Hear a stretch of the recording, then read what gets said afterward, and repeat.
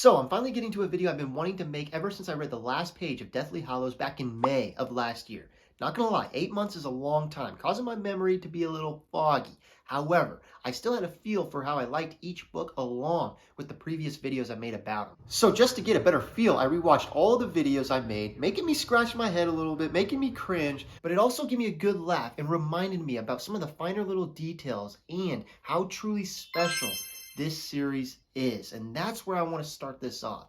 There was not one book that I disliked, but one had to be last, and that one is Harry Potter and the Chamber of Secrets. By no means a bad book, it's a lighthearted story with a detective feel that successfully builds off the first book by adding to the world and Hogwarts as a whole, while also being the source of many gold nuggets that cash in later on in the series, like Lockhart and Fawkes. But Chamber shines on its own. It has many exceptional moments paired with a couple memorable ones involving Ron's flying forward. The problem it runs into is when it gets stacked up against the rest of the series, where it simply just does not have enough material, dragging it down to last place right below the 6th spot.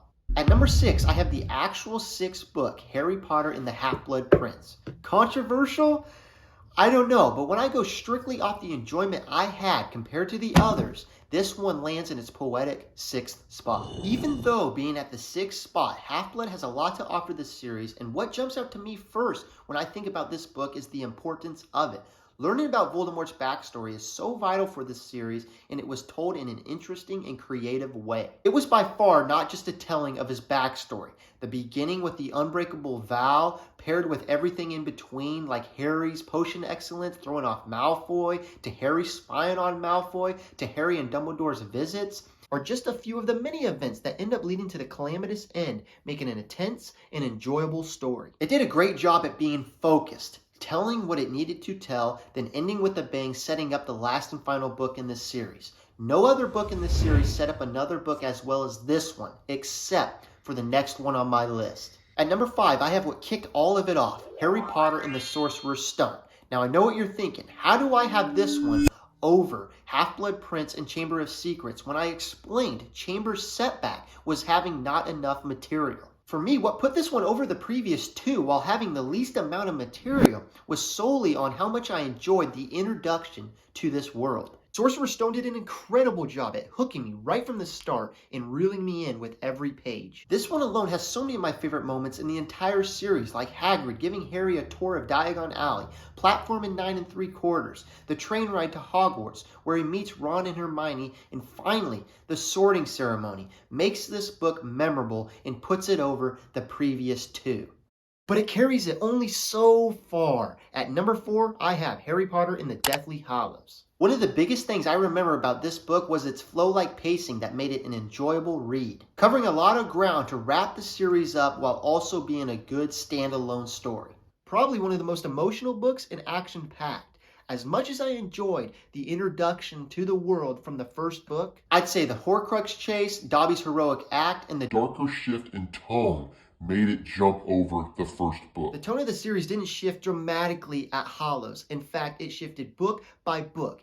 And the particular book that started that shift is number 3 on my list, Harry Potter and the Prisoner of Azkaban. The story starts off fast, right from the beginning, with one of the best intros in the series, setting up the intensity and the drastic shift of tone from the previous book. So much happened that I enjoyed with this book, whether it's Ernie in the Night Bus or the introduction of one of my favorite characters of the series, Lupin, and his lessons with Harry. Azkaban is entertaining all the way throughout, with great twists, along with an unexpected time travel ending that involves secrecy and a plan, just like the ending of the book I have at number 2, Harry Potter and the Order of the Phoenix.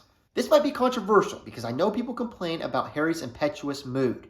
However, to me, what separates this one from the others and puts it at top 2 is the involvement of the side characters. Unlike the rest of the series, this one just doesn't stay focused on Harry and his story, but dives into the other fascinating characters like Neville and Luna, while also showcasing comedic characters like Fred and George. The later half of this book is also what separated itself from Azkaban, with many creative moments with the Ministry, along with Harry's fallibility catching up with him, causing him to witness a painful death. A death that was shocking, one that developed Harry's character, especially after coming off another death in the last book, which turns out to be my number 1, Harry Potter and the Goblet of Fire. This one was all around a fun one to read and is up there with Azkaban and where it did not take time to rest. It took the formula of the first 3 books and went bolder, involving a hell of a lot more characters, driving up the intrigue. Lots of introductions to new things like the Quidditch World Cup, the Triwizard Tournament,